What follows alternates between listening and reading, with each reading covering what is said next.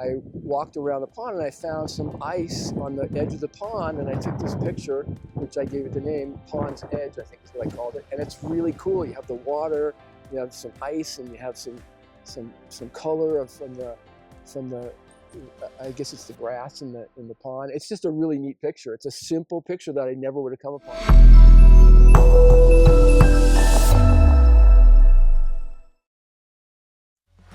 Welcome to the Retired Mindset Podcast, where soul meets body.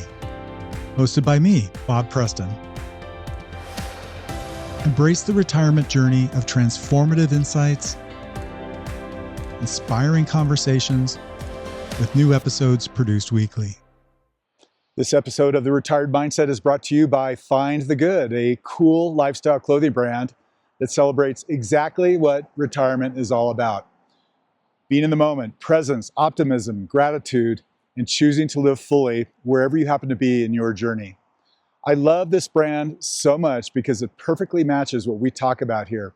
Slowing down, noticing beauty around you. I've got one of their cool sweatshirts on now. Getting outside, traveling, trying new things, and embracing mindset that says there's good everywhere if you go look for it.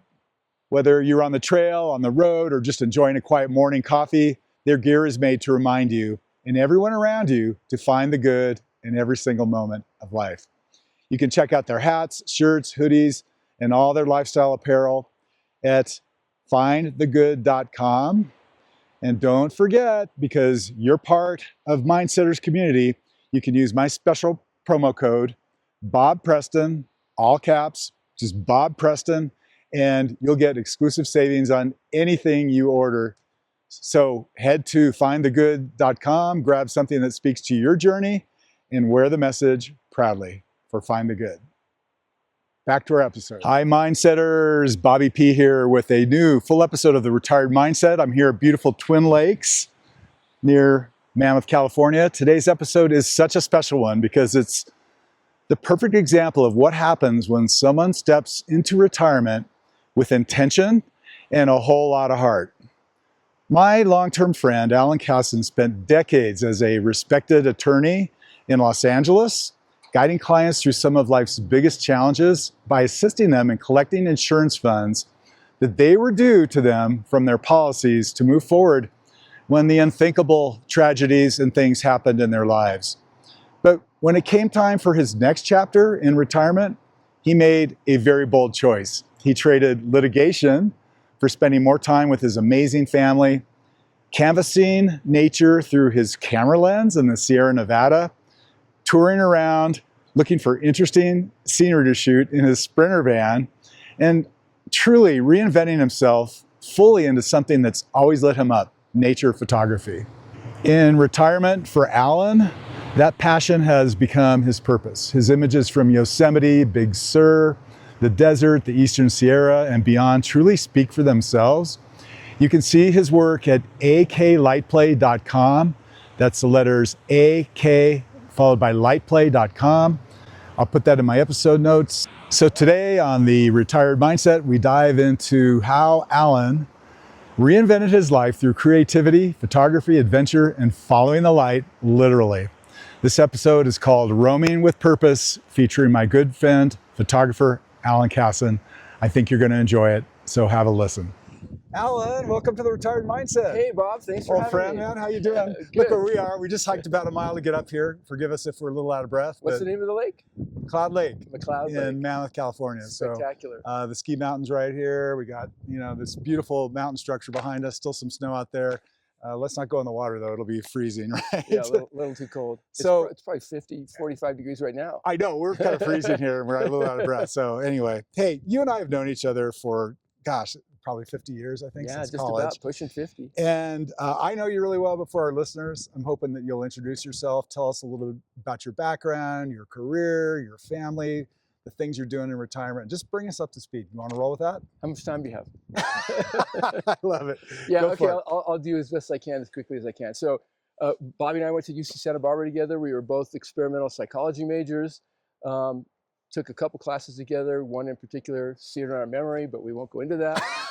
You can tell the story. No, you can tell the story later. Oh no, we had a rat. We were given for an experiment and it died. And we got in a lot of trouble, almost flunked the class. But the teacher Bobby blamed it on me. I blamed it on him. It's Memorial Day weekend. We both left town. Yeah. Anyway, long story. Reasonable doubt. Yeah. Okay. So anyway, after college, I wasn't sure that a career in psychology was really what I wanted to do. So I went to law school at San Diego. I practiced law in San Diego for a little while with a large firm, mostly business litigation. And then I moved up to Los Angeles where my family, my brothers, that's where you grew up, moved, right? Where I grew up. Yeah. Cousins, in the valley, in the valley, yeah, right? Sacramento Valley. And practiced law there. Continued doing business and real estate law for another, 15 years. Mm-hmm. And then sort of randomly, a good friend of mine who practiced a completely different area of law was going in, creating his own new partnership and asked me to join him. And so it was a complete segue. What he did and what I did for the last 20 plus years of my career is it was really gratifying. What we did is we sued insurance companies when they did not pay people's health-related insurance benefits. So health insurance, life insurance, disability insurance, and long-term care insurance. Housing, their house insurance, right? We're seeing a lot of that. We didn't do a lot of that. We did some, but we mostly did health-related. And people, and I really liked the life insurance because it was the most interesting. And people always say, why is there litigation over life insurance? Somebody dies and they get paid. My husband get paid. dies. I want to. But it's crazy. Insurance companies love collecting premiums, and they hate paying claims. So they find loopholes in those contracts. They find reasons, exclusions, whatever they can hang a hat on. They'll find a reason not to pay benefits, and we make them pay. Okay. Yeah. So that was great. And then a couple years ago, I decided it was time to segue into not working, or at least not working as much. I still do a little bit with one of my ex-partners, but most of the time I'm out here doing things I enjoy, and I call it semi-retirement. Alan is one of the best family men I know. So you got to tell us about your family, right? I know you got a lot of kids, a lot of grandkids. Yeah. So I raised 4 sons, and I now have 3 amazing daughters-in-law, and hopefully soon I'll have a 4th. And those 3 that are married have produced 6 grandchildren, 4 girls and 2 little boys from ages 7 to 2 almost. And another one on the way, so 7 pretty soon. And I'm hoping my 3rd son gets married and has some more kids. So I'm looking at 9, 10 grandkids. Oh my God. Yeah, I've got 4 and I think that's a lot. Now, our sons, they're all J names. My oldest one, Jason. Jason, okay, I was going to say Jared, and I always get them mixed up, so sorry about that. But they were in the Sigma Chi house together at UCSB. Right. Jason was a little older. Before they got kicked, Brett was the last pledge class, then they got kicked off. Right, they got kicked off, right. Oh my God. Yeah. Okay, that's fantastic. Well, okay, take us back to that moment where you decided, hey, it's time for me to step away from working and to step into retirement. How did you start that chapter? What was involved? Tell us about that. It's obviously something you start thinking about when you get into your 60s. And I think what the catalyst for me was, I lost my parents and my mother-in-law the last couple of years. Mm-hmm. And I've even lost a couple really good friends, some a little older, some a little younger than me. And it seemed like mortality was kind of slapping me in the face. The real catalyst, though, I think, was my mom took ill in early 2024, and she was hospitalized, and we weren't sure she was going to make it, and sadly, she didn't. And I just kind of said to myself at that point, it's time. It's time to start putting more life in my years, and made the decision to step away from work. Those tragic moments in one's life, if there's a silver lining, it's the wake-up call. Yeah. Right? Yeah. That reminds us that life is short. It could happen. That's exactly right. You don't know how many more years you have. Right. So I just want to cram as much activity and enjoyment and fun in the years I have. And do what I love doing. And I'm a really curious guy. I have lots of hobbies. Obviously, big family, which is number one. I like to spend a lot of time with them. So no loss for things to do. Yeah, for sure. Yeah. I mean, one of the funniest things is people, when I started talking about retiring, people would say, "What are you going to do? What do you do?" And Right? I get that I still get that all the my time. response to every single one of them, it's not what am I going to do, it's what am I going to do first. There's so many things I wanted to do. So I'm having a lot of fun. I'm busier now in retirement than I ever was even when I was working. Yeah. I swear. Yeah. Okay, so this is really fun. And you dropped by, I got this random call from you on a Saturday morning, I think, and you dropped by my house in Del Mar. What was that, a couple months ago? 3 months ago? A couple months ago, yeah. And it was like, we had never missed a beat. Yeah. I probably hadn't seen you. Isn't that crazy? I 20 years, love 15, that 20 there's years. a bond that's created and you can step right back into that moment. Yeah. I mean, after college, we did spend a little bit of time together. Our We did. families, we went to your place in Wilsonia with Yeah, all our yeah, little yeah. kids. And you were in at one San time. we were in San Diego together. And we were in for San a while. Diego together for a while. So but then, things happen, life happens, and we Yeah. didn't see each other for a long time. Yeah. And every time one of my sons lives in San Diego now, and every time I went down there, and my brother has now moved down there, Bobby's down here somewhere. I gotta find him. And I found myself at Dog Beach. I knew you were close, and boom. Boom. There That we was were. so fun. And it was great to catch up. And it was like, yeah, we just saw each other the day before. But one of the things we talked about, and you've touched on this a little bit, is that, retirement's not just an ending. It's actually kind of a beginning in a lot of ways. Oh, for sure. Right? And so For sure. what did the transition feel like for you? Like when you made that decision, it sounds like you hit the ground running in retirement, which I absolutely love. But what were those first few months like? Yeah, it was pretty easy for me because I had a list of things I wanted to do. I love it. Yeah. I had a Bucket list or like. Yeah, I mean, there's so many things I love doing. I like fly fishing. I love mountain bike riding. I bought a telescope, so I'm getting into astronomy with my grandkids. I want them to enjoy nature, so I figured a good way to do that might be to rock collect. And I bought a rock polisher, so I'm now they find rocks and we Making polish jewelry. them. You're gonna We're gonna give make me a jewelry. yeah. So we find rocks and we make them really shiny. And they go, "Wow, that turned into something really cool." So, and eventually I hope to get them looking up in the sky. Yeah, traveling. In the U.S. I like traveling abroad if I had the opportunity to do that. There's other things I can't even think of right now. So yeah, there's a lot of things. But in terms of the transition, I think if there was a hard part, it was stepping away from something that I really loved, that was really gratifying. The practice of law that I was involved in was something where there was a true sense of helping people. I mean, it was, in many cases, we were changing people's lives because they depended on these life insurance benefits or these disability benefits. And without them, life would be impossible in some cases. So it was just really a fulfilling, gratifying practice. And stepping away from that, I kind of missed that. And I think I love writing and researching, and I miss that a little bit, although I still do that. And with the advent of AI, I'm having a lot of fun just playing with it. That's awesome. And researching a lot of things involved with my photography, which we're going to get into in a few minutes. So there was a transition, moving away from those things into the, finding a beat, a cadence with the activities that I wanted to get more involved with. But I'm there. That's awesome. And I think I'm doing it, and I'm getting better at it. Yeah, our careers are part of our identity and our structure and our routine. And when you lose that overnight, it becomes this, almost like a loss of oneself. That's true. I think a lot of people have a really hard time with that because that is who you are. That's how people know you. People knew me as a lawyer. They don't think of me as a photographer, is what I kind of call myself now. Yeah. And being a lawyer, that's a pretty important thing to some people. So, but I did it long enough, 40 plus years, and it's like, I don't need that anymore. I want to just, like I said before, live and enjoy my family and enjoy the outdoors and connect with reconnect with old friends. That's what it's all about. And that's also really fulfilling. Yeah, for sure. Okay, so in that transition, what role did your family, grandkids, the outdoors? I know you and I share this love for the Sierra Nevada. You have a lot of interest in what, I guess, did those things and places that call to your heart, what did they play in making your decision? To retire? Yeah. Well, they made the whole difference. It was my desire. First and foremost, my desire was to spend more time with my kids and their families, my grandkids and their wives, because we're all working and we all have schedules, and so it was kind of hard, except holidays and events and birthdays and things.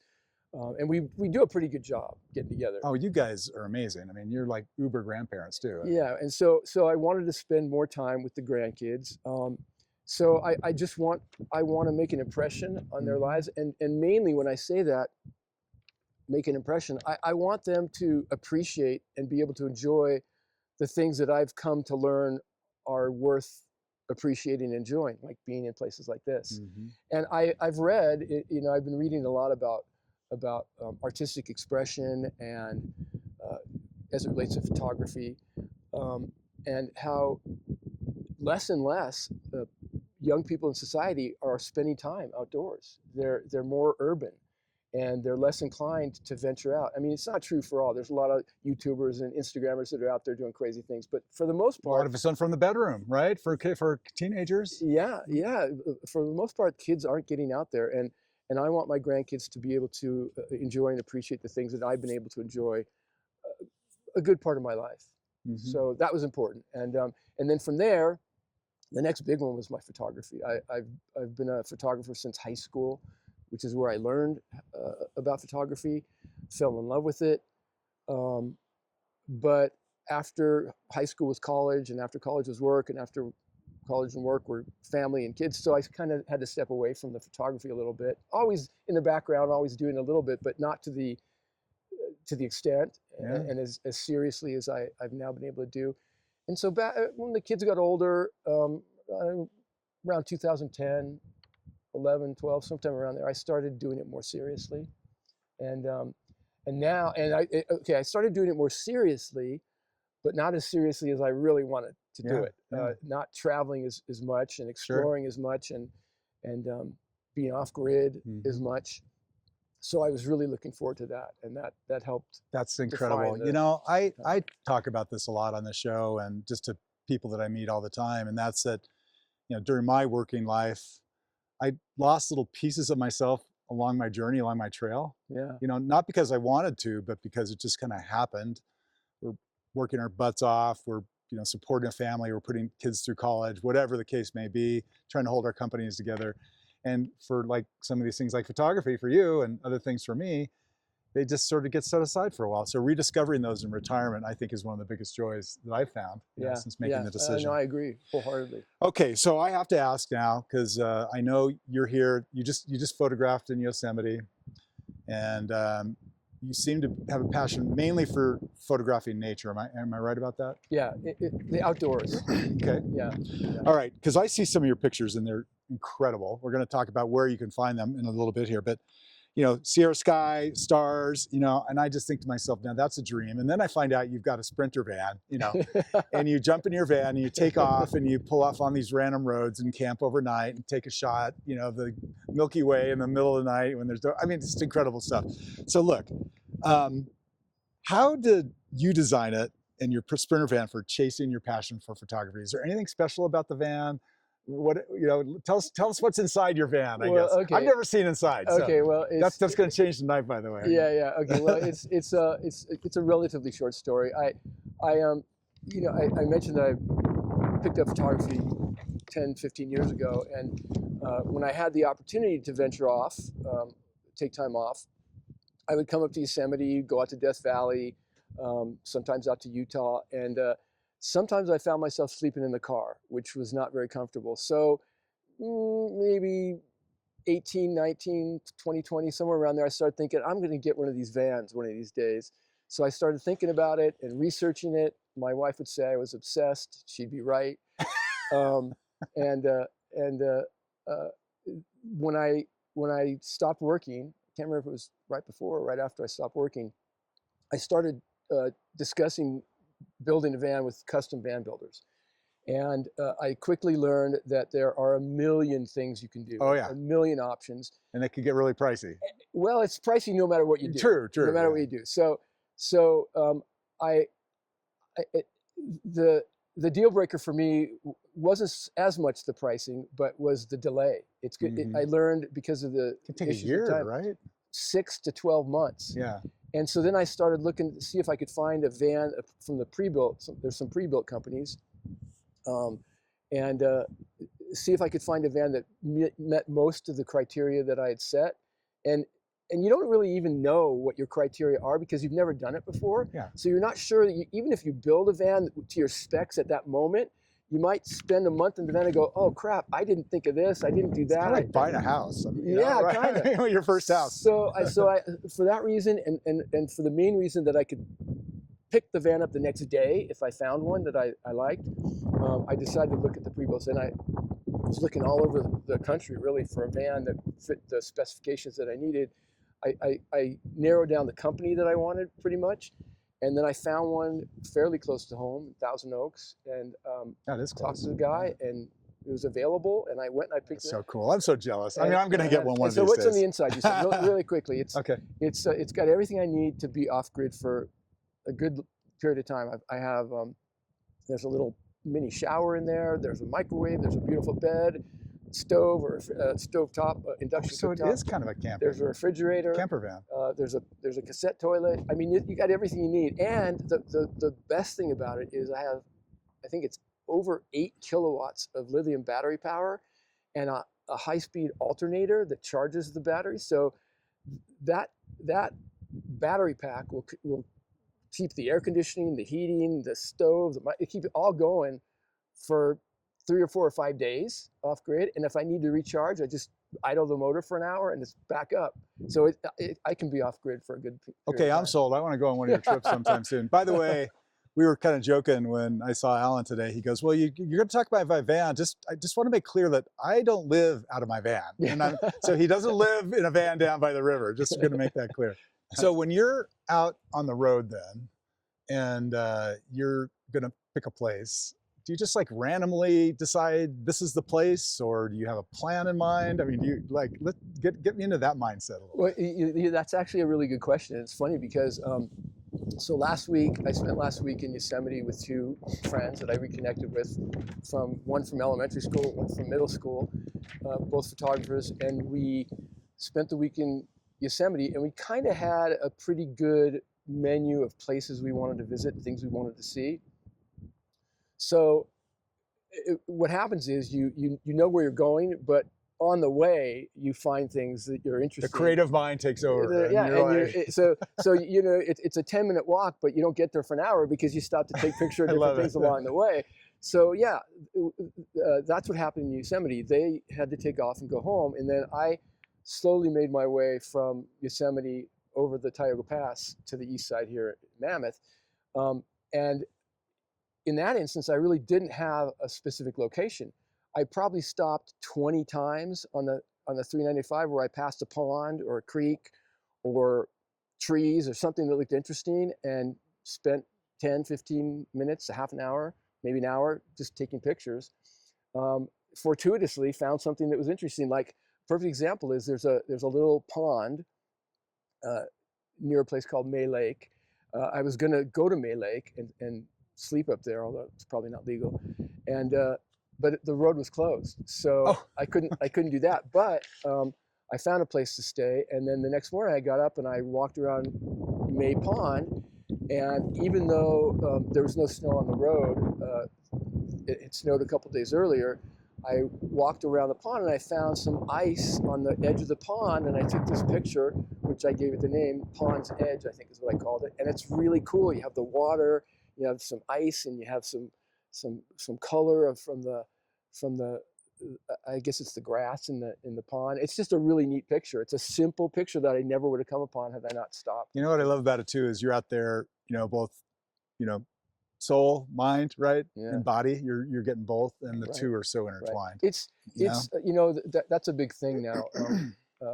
Mindfulness, and I think that mindfulness. I don't know a lot about mindfulness, but I think I understand that it's trying to really calm your mind and focus on simple things, and photography does that, because I find it's a form of meditation for you. It's a form of meditation for me. I said that. You find a thing and you just look at it from every angle, and you examine it, and you take pictures and look at them, and it's just a neat, peaceful, calming enterprise. And it's exhilarating at the same time, because when you take the picture and you look at it on your computer and it looks really good, it's exciting. Wow, look what I created out of this little ice creation on the side of a pond. So yeah. Well, it's funny because I think you remember this. I was a beekeeper for a while. Oh yeah, And that was like my Zen space. I'd go out in the backyard and I'd pull out my girls, you know, they're Same all, idea, you know, and it's just idea. like, oh my God, it was so meditative and interesting.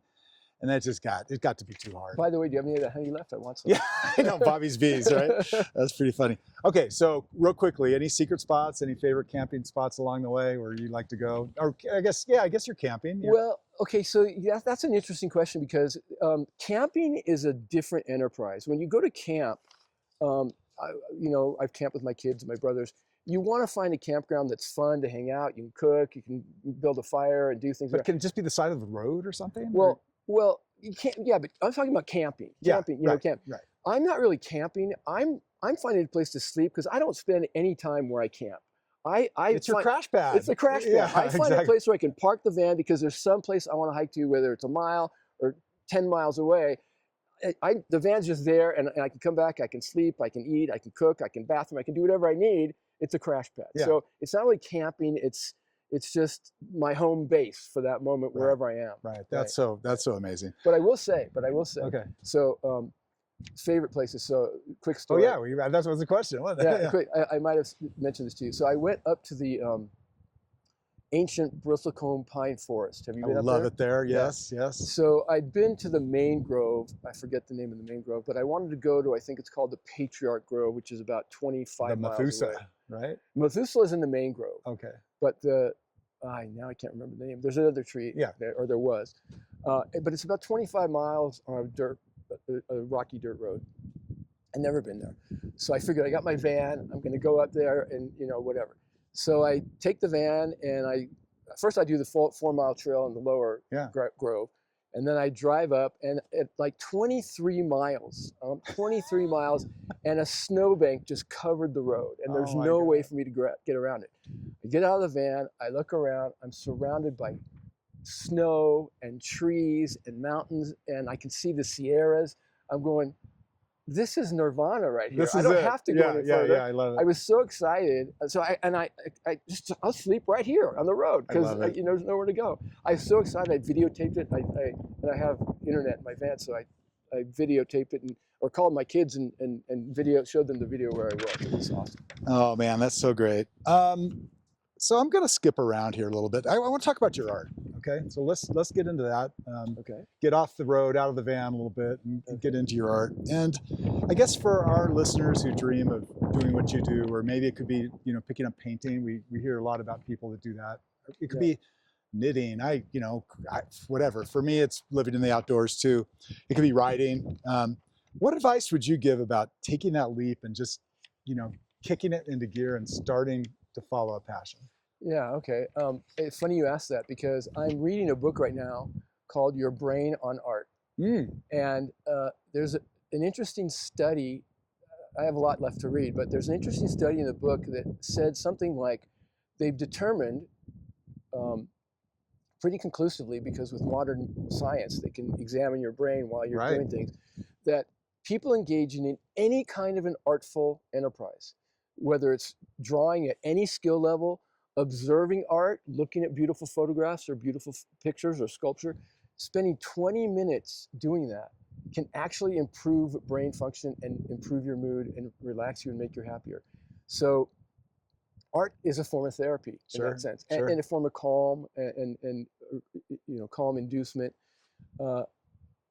So photography obviously is related to art, but a lot of people are intimidated because they don't feel like they have an artistic side. They can't draw, they can't paint, they don't know how to take pictures. But you don't even have to do it at a particular skill level. You can do it at any level. So I think you said, what's the advice? And the advice is just do it. Grab your iPhone or whatever smartphone you have is so capable of taking really good pictures. I also blogged about that, the difference between phone photography and camera photography. But it's so capable, it can make anybody look like an amazing photographer, and it's fun, and it's relaxing, and it's calm-inducing, and it's gratifying. I know probably people watching this video will have had this experience of having taken a picture and looked at it and go, everybody oh my has, God. even kids, Oh my God, this is a great picture. It makes you feel really good. It's exhilarating. And And it gives you a little bit of self-confidence, and it Yeah. makes you feel good about yourself and about where you were, what you've done. So you can exercise that muscle Yeah. by being more intentional about it. Yeah. Usually it's random. You're out with friends or you're going someplace and you just take a picture. But I would say, as a form of advice, be more intentional. Think of something that you want to try to take a picture of, or a place you want to go, Yeah. and try to take a picture of it in a way that maybe you haven't seen. Another thing I often say about my philosophy with this is I like to go places where people have been, but see things that people haven't seen at those places. I love that. That's awesome. So I'm always looking for something that people might not have noticed or Mhm. might not have seen, and that's what I'm aiming to take pictures of. That's so cool. I love that. Okay, your favorite shots. I know we were laughing about this one too, because it's like naming your favorite child, Right, yeah, right? Yeah. But yeah, come on, yeah, spill the beans here. I want to hear your favorite photographs, maybe the story behind it, where you were, and what it felt like in that moment you took it, and then when you saw the results later. Okay, well, and since I have 4 children, I'm going to give you 4 pictures. I love it. Yeah. One of the pictures is I was. See, Joshua Tree. No, I'm kidding. The J thing. No, I'm kidding. One of the pictures was in a place called the Palouse in the southeast part of Washington State, and I took it many years ago. It was a rainy, wet, stormy day, and I was with a couple other people, and we came upon this old abandoned farmhouse, and the rain stopped, and it was kind of cloudy with a little bit of broken sun shining through, but still a little bit of drizzle in the air. And I had my camera and my wide-angle lens, and I positioned the camera in just the right position. I never expected the photograph to come out as great as it did, but I call it the spooky Palouse. It's this abandoned farmhouse in the stormy weather with this green grass growing. It's like Children of the Corn or the Cornfield, whatever. Yeah. It's a cool picture. I'll send it to you, and you can put it online. Yeah, I want to get some of your photos for the podcast. Another one that is one of my favorites is on the coast of Big Sur. Big Sur is one of my happiest. Oh my God, places. it's amazing. I love it there. I've been there probably 3 times this year already, and it's a photograph looking down the coast from a particular lookout spot, and you see the coastline kind of jutting out, and there's a little bit of fog or haze in the air, and it was in the afternoon, so it's sort of a blue hour. Mm-hmm. It's a really cool shot. I'll send you that one also. All right. And then the other 2 that come to mind are 2 very recent ones. I think last month I was at Mono Lake, and I decided I wanted to take a picture. There's a technique called star trails, and what you do is you take either a single long exposure or a number of short exposures and sandwich them together while the Earth is turning. And you have a device that rotates with the Earth? No. If I had the device that rotates, you would see just the sky. The sky would be normal. But in this case, what happens is the camera is fixed. It's on a tripod, and the shutter is watching as the Earth turns. Oh, right? cool. As the Earth spins, and so you're aimed toward the North Star, and the Earth is rotated on its axis. So the stars create these arcs, these circles around the North Star. You'll see it. It's pretty cool. And I might have seen it before. You might have seen it. And you have the tufas of Mono Lake in the background, or I guess the foreground really. The sky. It's at night. I mean, it's dark. But I started right after sunset to get a little bit of the horizon. So it's a great picture. And the last one is a picture I just took the other morning in Yosemite. We were on our way to, I think, take a picture of the Three Brothers, which is a mountain formation in Yosemite Valley. And on the way, the Merced River flows through Yosemite Valley. We found a really calm spot in the river, and I looked across the river, and I just saw. I'm always looking for shapes and lines, dimensions, and symmetry and asymmetry and contrast and color. So I look across, and there's this perfect reflection of these colorful trees and bushes in the river, and the river's pretty calm. So I took a bunch of pictures, and I processed one the other night, and it was fantastic, and I put it on my Instagram. Can't wait to see it. I'll send you that one too. Yeah. So those 4. Was that 3 or 4? Is that 3, 4? I think that was 4. Okay, cool. All right. That was 4. Hey, listen, I just love talking to you, man. I mean, I love you so much, and you're just such a good friend. But in the interest of time, we got to kind of wrap up. Yeah, I Plus, got it's- it. we're I freezing- told you I could talk about this I forever. know, we're freezing our ass off here, and the sun's going down a bit. So I would end with something fun if you're down for kind of like a game we're going to play. It's called Okay. Speed Round. Okay, speed round. Down? Okay, yeah, I'm down. Okay, all right. Sunrise or sunset? Also a hard question. I'm going to go sunset for pictures, sunrise for calm. Sunset for me, but yeah, okay. Favorite stretch of the Highway 395? Oh God, another hard question. That's along the Eastern Sierra, by the way. Yeah, I'm going to say it depends on the season and the weather and what's happening, but I'm going to say from Bishop to Mammoth or from Lee Vining to Bridgeport. Right on. Desert, coastline, or alpine? Oh, impossible. All of the above. Okay, all right. I I'll can't take pick. that. I can't pick. Best coffee spot in Mammoth? I'm a tea guy. Don't drink coffee. Oh, sorry. man. Yeah, ruined my high. Okay, all right. One piece of camera gear that you can't live without. Okay. Well, my cameras, of course, but I'd probably say my 14mm wide-angle lens, my favorite lens. Awesome. It gives me a really good panorama or picture of the landscape. Yeah, mine's my telescopic, but hey, well, Yeah. teach his own. Favorite place to camp when you want total solitude? Any place that's off a road, quiet, if it has a view, even better, and I like it when it's flat. Nice. Yeah, no mountains. Well, you like mountains, but yeah, I get it. Yeah, they're in the mountains, but the site's flat, so I can have a comfortable night's sleep. Your dream photo that you still want to capture? Oh, that's pretty easy, actually. There's a place called The Wave in northern Utah, northern Arizona, right on the border of southern Utah. And it's this amazing formation of earth, of red and sandstone earth that looks like it was melted and bent like taffy.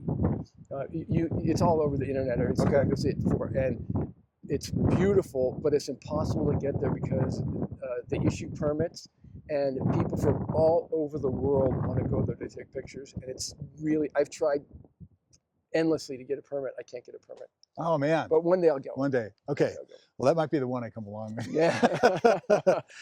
Alan, it's so inspiring to hear your story, and you just didn't step away, you stepped into something which is clearly a passion, and I love that, just how excited you get when you start telling these stories. It's so fun to listen to, and it truly fills your soul. And you remind us that retirement's an open canvas. There's a lot of art to explore. Whatever your passion is, get out there and find it. Never too late to follow curiosity. I mean, you're one of the most curious people I've ever met, and I just love that about you. And take that wherever it leads. It could be a dirt road in the Sierras, right? You pull off and you find your joy. But for our listeners, here's what I'm taking away today. Retire to something tangible and exciting. Have a plan when you go in. Don't just let it happen to you, but you make it happen. Create a life that lets you wake up where the trail begins. Purpose often hides behind things that make us feel the most alive, right? So listen, if you love this conversation, check out Alan's photography at his website and Instagram. Why don't you tell us? Oh, okay. My website is aklightplay, lightplay.com, aklightplay. And my Instagram is the same, just aklightplay. Wonderful. All right, people, check Thanks that for out. having me, Bob. Yeah, for Thanks sure. for having me. Thanks This for was great. tuning in, Mindsetters. Until next time, keep your eyes on the horizon, your heart in the present, and your spirit roaming. And remember, when soul meets body. Thank you very much. What a great episode. Look how pretty it is here. That was awesome. As we wrap up today, a quick plug to please pay it forward by sharing this episode with a friend. And if you like what you heard, please subscribe to get access to all of our future episodes. And always remember that in retirement, soul meets body.